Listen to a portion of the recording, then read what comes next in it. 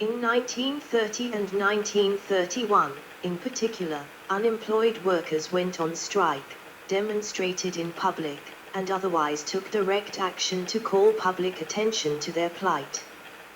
Within the UK, protests often focused on the so-called means test, which the government had instituted in 1931 to limit the amount of unemployment payments made to individuals and families. For working people, the means test seemed an intrusive and insensitive way to deal with the chronic and relentless deprivation caused by the economic crisis.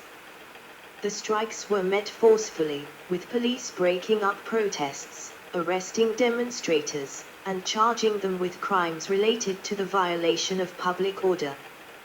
Academic debate, edit. There is a debate among economists and historians as to what role the crash played in subsequent economic, social, and political events. The Economist argued in a 1998 article that the Depression did not start with the stock market crash, nor was it clear at the time of the crash that a depression was starting. They asked, can a very serious stock exchange collapse produce a serious setback to industry when industrial production is for the most part in a healthy and balanced condition? They argued that there must be some setback, but there was not yet sufficient evidence to prove that it would be long or would necessarily produce a general industrial depression. However, The Economist also cautioned that some bank failures were also to be expected and some banks may not have had any reserves left for financing commercial and industrial enterprises. It concluded that the position of the banks was the key to the situation, but what was going to happen could not have been foreseen. Milton Friedman and Anna Schwartz's A Monetary History of the United States argues that what made the Great Contraction so severe was not the downturn in the business cycle, protectionism, or the 1929 stock market crash in themselves, but the collapse of the banking system during 3 waves of panics from 1930 to 1933. See also, edit. 1. Causes of the Great Depression. 2. Criticism of the Federal Reserve. 3. Great Contraction, 1929-1933. 4. List of largest daily changes in the Dow Jones Industrial Average.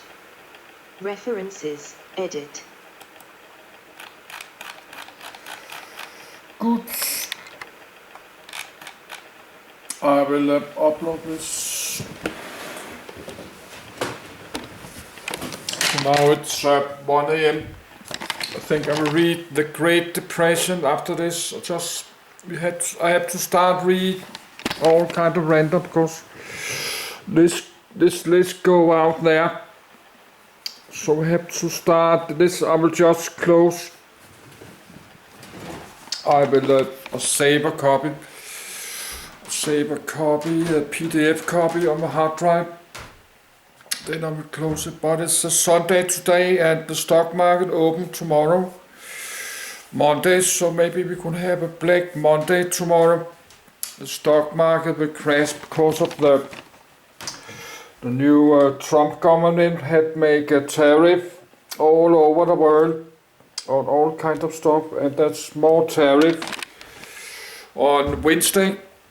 So maybe many small investors they like to sell off their stock investment tomorrow.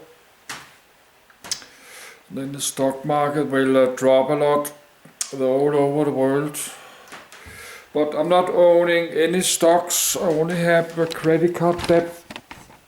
I have a credit card debt, few $100. I try to pay down to 0. I spent soon 500 days, but this big fall in stock prices that could make inflation, so my food and cola will be more expensive in the next many months.